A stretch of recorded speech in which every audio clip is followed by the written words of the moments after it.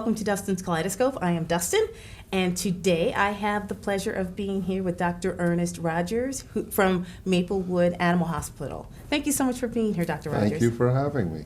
So today I'd like to discuss, I have seen many of your shows, but today I'd like to and you've actually have been on my show before, and we've talked. And I've seen many of your shows. Exactly. But when I last spoke to you, we were actually at your animal hospital, and you basically showed us what happens when someone comes in with their pet. But today I'd like to focus on giving pets as gifts for children, adults, that kind of thing, and what are the things that we need to look at and things that we need to consider. So Right.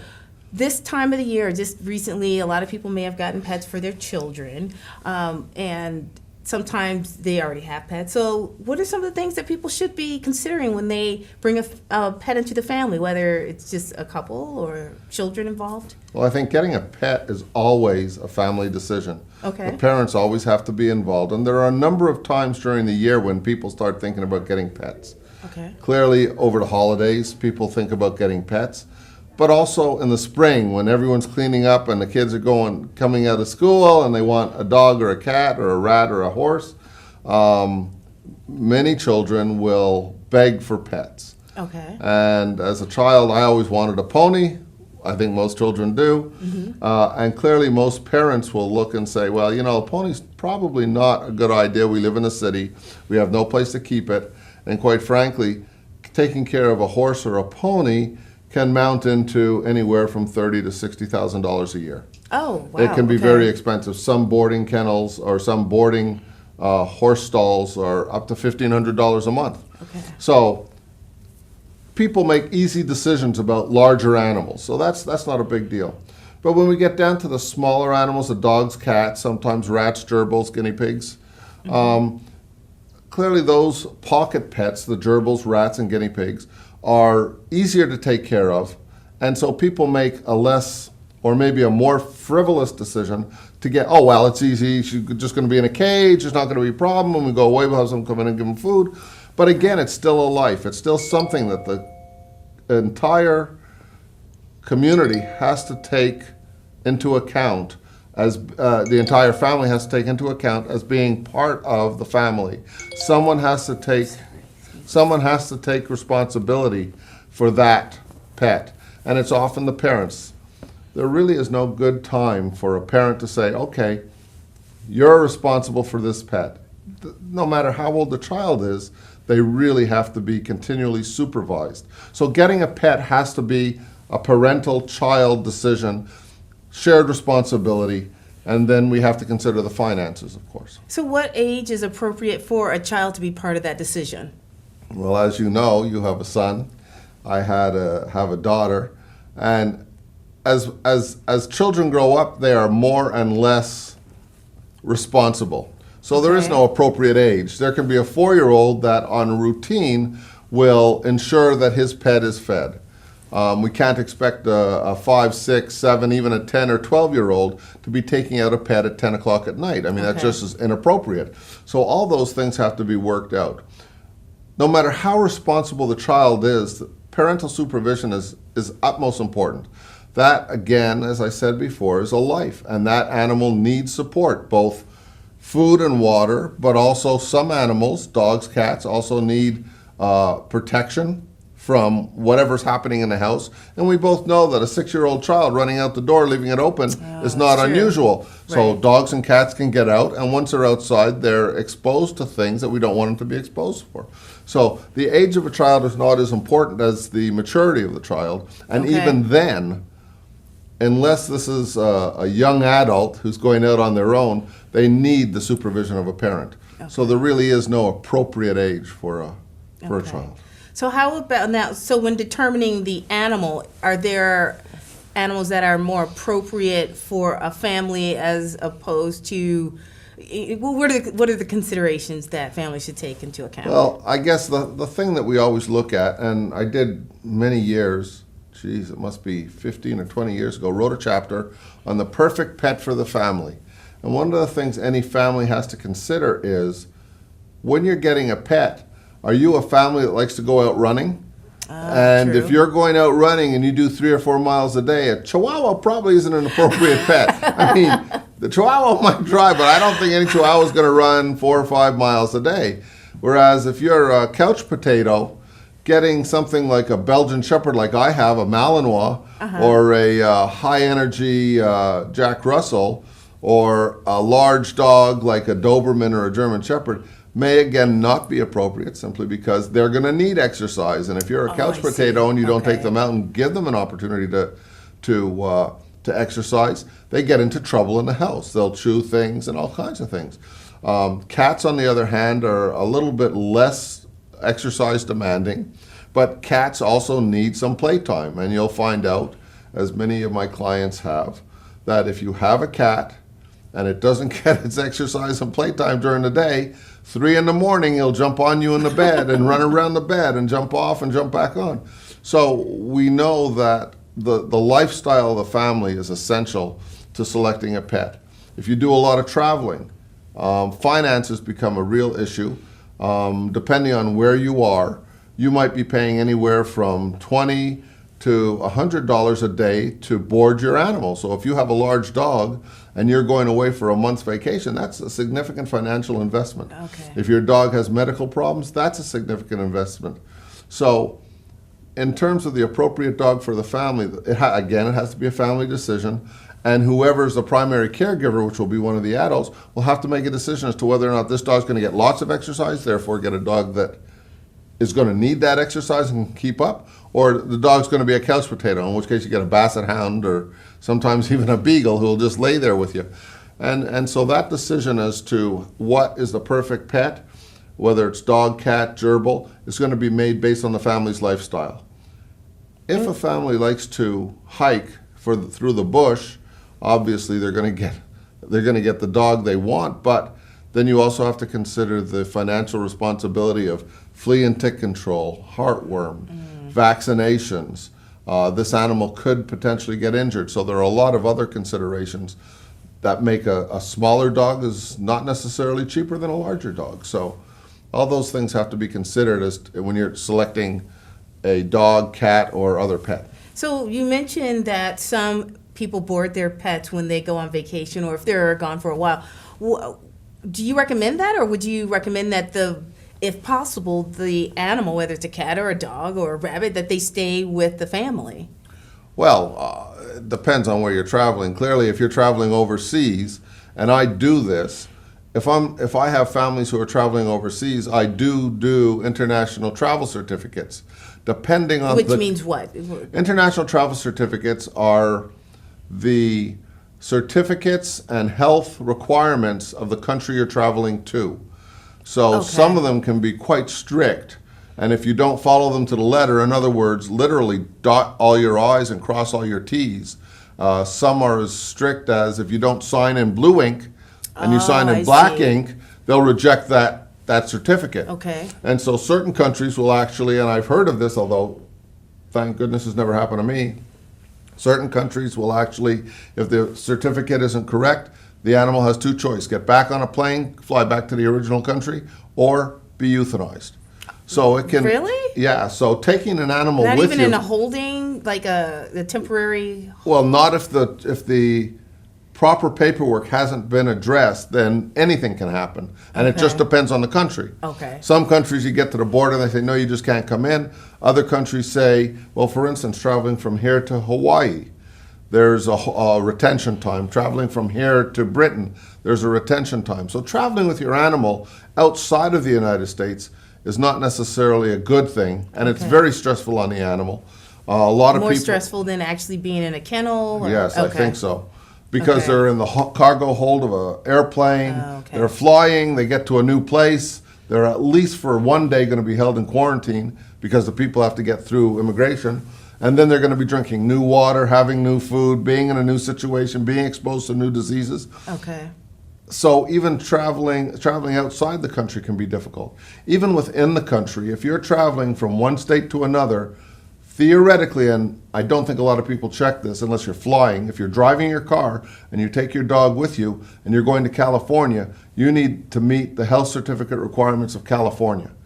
Now, theoretically, if you're driving, no one really checks that.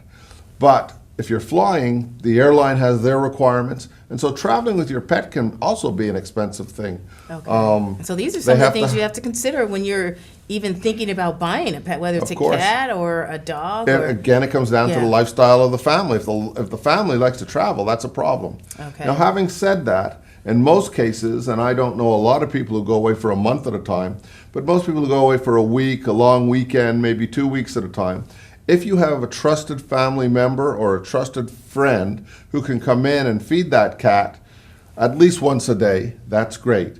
If, on the other hand, you have a friend who can come in and walk the dog, or you have a dog walker who can take that dog out 2 or 3 times a day, that's fine. If you have smaller pets, the requirement to feed, change the litter or the cage, and water is less restrictive, but still you're going to have someone come in every second day at least to take care of, second day or every third day to take care of these animals. For both cats and dogs? Like cats, dogs, gerbils, hamsters. Like you can't leave them, like some people I've seen have kept their cat, they have like some kind of...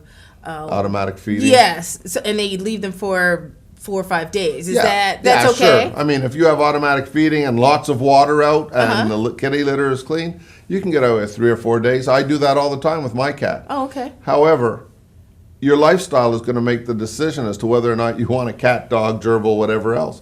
So when people are traveling for a week, even for over the weekend, if they have a trusted family member that come in and check, because I don't know about you, but my pets, when they're left alone, tend to find a lot of things they can get into.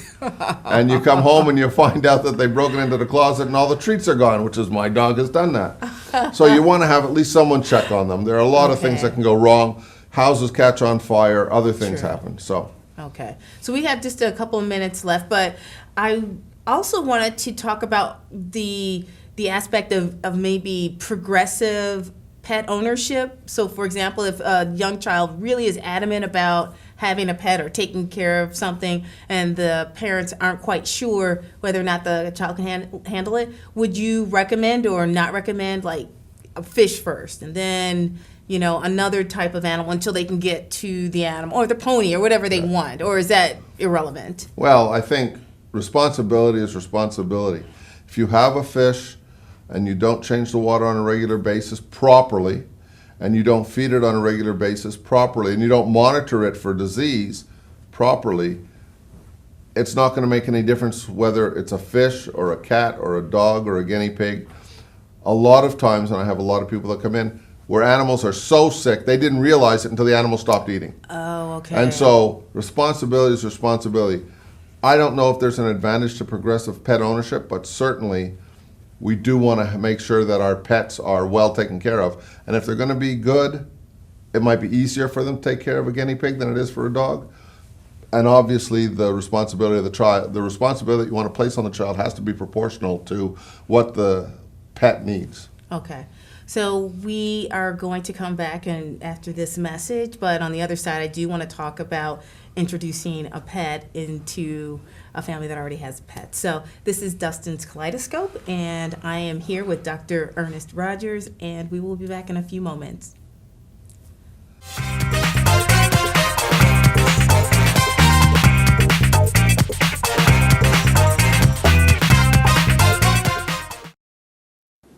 After 17 years working as a mason, Mike was laid off.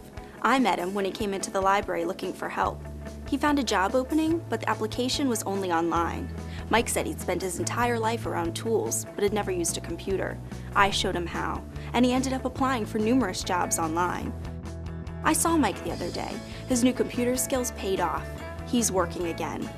New Jersey libraries are transforming lives. Tell us your story. Hi, and welcome back to Dustin's Kaleidoscope. I am Dustin, and I am here with Dr. Ernest Rogers. Dr. Rogers, I want to continue our conversation we talked, for people who are just joining us, we talked a lot about how you select your pet, if it's a first-time pet. But how about those families that already have a pet, and it's an older cat, older dog? How do you introduce a new cat or a new dog to the family, especially if it's not the same type of animal? Well, first let's back up and talk about the human-animal bond. Okay. Because that's very, very important. If you already have a pet, you've bonded with that pet. Right. Unfortunately, some people don't bond with their pet, and that's the reason they want to get a new pet. Oh. In other cases, people have bonded with their pet. They see that it's getting old. They don't want to have to go through the abstinence of not having a pet, so they get a younger pet when they already have an older pet. And that human-animal bond is very, very strong. So we have to realize that humans bonding with their pets is a very important thing, and will decide whether or not you're going to get another pet, and whether or not some people who've lost their pets don't want any other pets. Okay. And that will go on for months, maybe a year. And that's because they're grieving? And that's because they're grieving. Okay. And we've had, on You and Your Pets, we talked about the grieving process. Right. But the bottom line here is that the human-animal bond will help you decide whether or not you want to pursue getting another pet. So having talked about that, one of the problems that we have is socialization in animals.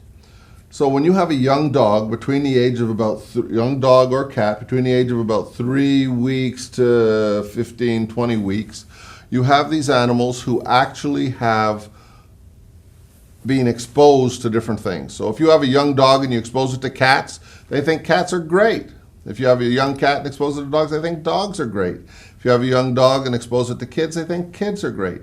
So stepping back from that, if you have an older dog that's never been exposed to a cat, it might think cats are a chew toy, and that can be a problem.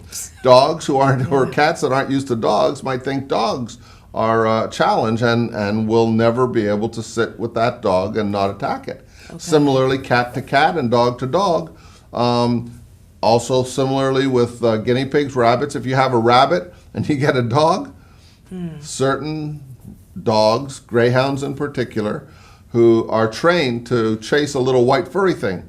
So if you have a rabbit and the rabbit runs, the greyhound's going to chase him. Okay. So a lot of times, getting a second pet is going to be dependent on the first pet you have and what your relationship is to that pet. Not all older dogs, older cats are accepting of younger animals. Some are, and some do great. In fact, not many times, but often, I will hear people who say, well, my old dog was sort of moping around until I got the puppy, and now he's just like a puppy himself.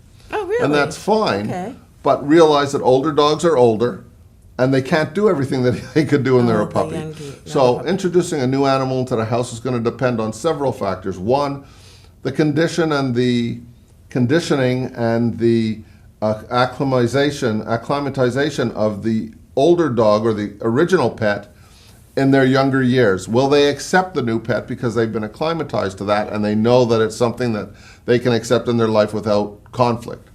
So that's going to be an issue whether or not you get a dog or cat or whatever pet you want. Then the second issue is going to be, are you willing to take on that additional financial responsibility? Because a new pet coming into the house, and let me just review some of the financial responsibilities, certainly spay, neuter, vaccinations, regular veterinary visits. As the dog gets older, you potentially have surgeries and blood draws that require analysis, and then depending on the kind of diseases that may present itself, and it's variable for various animals. Cats, dogs are different. Various dogs are different and cats. Various breeds of cats can be different. So that's a financial responsibility. So now you're going to add another dog into the mix. Okay. And I've seen it where people get a young dog, the older dog gets sick, and now it's going to be a financial drain. Well, doc, I'm sorry, I just don't have the money. Let's just put him down. And even though it's a fixable situation and a correctable situation that will give the dog a year, maybe 2 years of life, the finances of having two pets now all of a sudden collide. Okay. And the younger dog is going to be easier than the older dog. So that's another reason why when you're getting a second or third or fourth pet, you have to consider all these things. Many people who get multiple pets have always had multiple pets. Okay. And so it's easy for them. Now, within the scope of the family, if the family decides to get a pet, how's the responsibility going to be divided up? Often it happens that mom is the caregiver, and mom comes in and mom has to clean the kitty litters, mom has to take the animals out, mom has to take them to the vet, and that's a little unfair. So there has to be some kind of especially in a multi-pet household, there has to be some kind of agreement among the family members to say, this is how we're going to divide up the things. Okay. So if you get a second or third pet, you really it's not double the work to have 2 pets, but it might be double the financial responsibility, and it might be double the considerations when you're traveling, and it might be double the considerations when you decide that these animals have to get groomed or be boarded. Just like the upkeep, basically, of the Right. animal. Now, you've talked a lot about what the family has to do and the responsibilities of bringing in a second animal or third, but what about the socialization of bringing in several pets into one home? Like, what do you have to do in order to get them Well, okay again, with the each other? socialization of a dog or a cat occurs in those early years. Similarly with most animals, there's a period when they're young when they're accepting of everything. Just like I know I'm a skier, and you see kids on the expert slope at 4 years old going down with no fear. But if I take you up to the top of the expert hill, you're going to go, wait a minute, I know that I could break my leg. It's the same thing with dogs and cats. When they're young, they accept everything. And so when you're introducing 2 animals, if one has not been properly socialized to accept another animal, and that can be a dog that's been in a single dog house all its life, and now you're bringing in a second dog, they might not accept that. But how do you do that? I mean, do you keep the animal, like the new animal, isolated for, like, in a cage, or like, how do you actually go about doing that? It depends on the conflict. In some cases, if you have my dog, for instance, is a dog that has to be in charge. No matter what dog I bring in the house, she's going to try and dominate. And if Okay. that dog doesn't want to be dominated, a fight ensues. Got If it. that dog is willing to ameliorate and step down to my dog, then they're going to get along. My dog every once in a while is going to growl and run over her just to make sure that she's always in charge. If it's a Okay. cat and a dog, and the dog isn't willing to accept the cat, you might come home one day and find your cat dead, or hiding in a corner, or Okay. fighting away. Or vice versa, if you have 2 cats, they may get along fine, or they may not get along at all. Okay. And there are 3 situations I see with cats. So when you're bringing in a new cat, and you're trying to let them come together, the first thing I recommend is 1 cat in one room, another cat has the run of the house. Okay. Then switch it. 1 cat in one room and the other cat running the house. And then letting them play under the door. And if that works, then let them see each other behind some kind of a barrier. And then in the end, you may find that they get along. But there are really 3 results of bringing a new animal to a house. They fight, and they're going to kill each other. They choose to ignore each other and go their separate ways, and they just don't fight. They don't play. They don't interact. And if they pass each other in the hall, it's like 2 icebergs passing at night. Okay.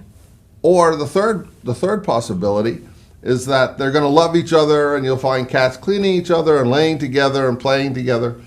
There are obviously variations and gray areas in between, but those are the 3 basic categories I see. That'll happen with 2 dogs, 2 cats, cats and guinea pigs and dogs. And so introducing them is going to depend on how the dog was socialized, what the dog is willing to accept, and how the cat or dog or guinea pig or whatever is willing to accept them. So introduction is usually done in a very slow, concerted manner, remembering that dogs, cats, in fact most animals use their nose and they sniff. So if they smell another animal in the house, that's fine. If they see another animal in the house, they might become aggressive. So allow them to get used to each other's scent before they actually see each other is a preferred method of introducing a new animal. Okay. One other thing that I wanted you to talk about is, we talked a little bit about how you decide as a family on a particular pet. Would you ever recommend a family come in and speak to a veterinarian to figure out, does this make sense for us to get a Labradoodle or a Chihuahua or a cat, or what do you think about that? Well, I think that's a reasonable thing to do. I think no matter who you are, and I never ever recommend people go to the internet to do research. But in this case, you should have some idea before you go to anyone and talk to them what you have to know about your pet. Obviously, don't get a Doberman if you're a 90-year-old lady. You know, it might be fine and dandy to say he's going to protect you, but he's also going to need exercise. And when you take him outside, you see a little old lady flailing down the street as the dog's running. So, I mean, we have to have some considerations.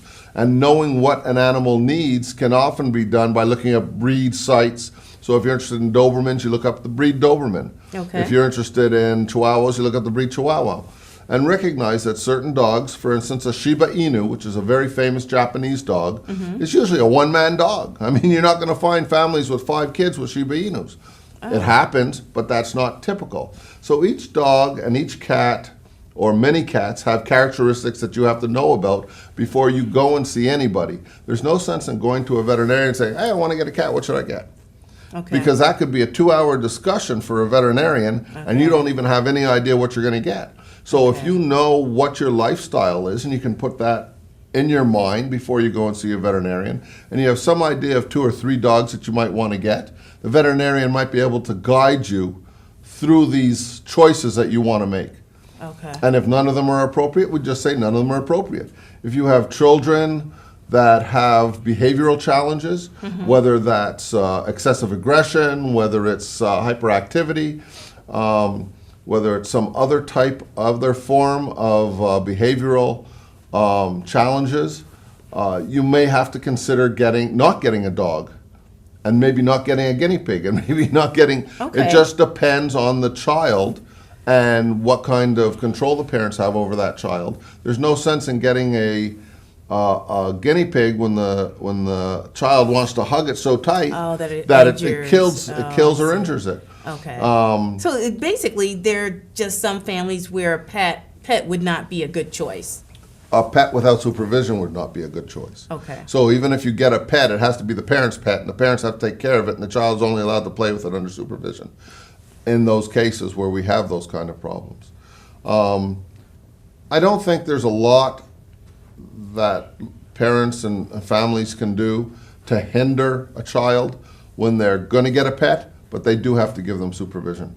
Growing up with a pet is one of the best ways to have children learn about empathy and sympathy and responsibility, but the responsibility has to be limited. They have to understand what life is. They have to understand that life needs to be nurtured. They have to understand that pets have to be nurtured. So those kind of things can be really a challenge, but that's part of the family interaction, and the family has to take responsibility for teaching a child that. That's wonderful. I was going to ask you if you had one last thing to say, but that is perfect. And we're actually just about out of time. So thank you so much, Dr. Rogers, for coming on again and giving us some things to think about, and obviously for our viewers to think about before they get a pet. And there are a number of things on the internet that you can look at. Be responsible. Go to the breed site, or go to a university site, or an animal hospital site. Perfect. Thank you so much. I'm Dustin. This is Dustins Kaleidoscope, and we will see you next time. Bye.